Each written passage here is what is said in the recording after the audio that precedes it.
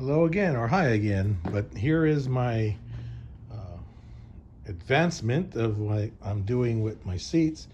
And this is the insert part of the 356, the way it's made.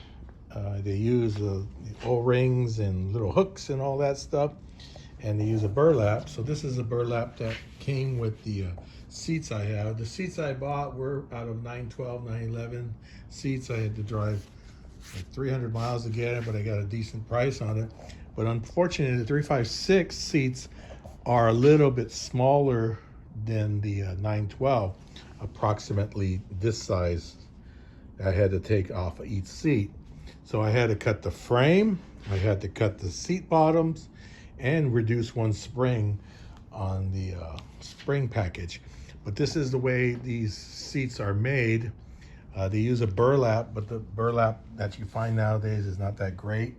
And this is the old style burlap. And I used a painting tarp that I got from Harbor Freight. Now I don't know if this is gonna work properly, but this is more like a template. So what I did is basically try to figure out this size of O-ring, and I couldn't.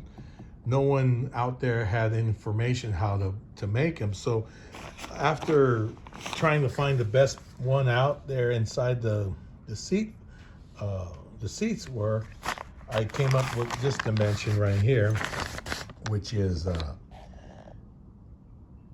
50.16 millimeter or 1.75 inch is the inside dimension of the O-ring. And I bought these on Amazon for $8 for 25 pack. And the kit itself that sells with the burlap and stuff is close to $100. And I don't want to spend $100 on a piece of burlap and some rubber bands. So I, tried to research it, and it ended up with this dimension. What I have to do on this, because it's a template and I'm learning from this template, I have to reduce the size of this so this goes straight. So that's one thing I have to learn. I have to actually make this a little bit longer. So it's because I want all this dimension to be the same up and down, like diamond shape.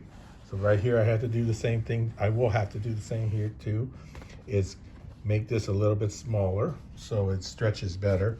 It's nice and stiff, it's like a drum, really, really tight.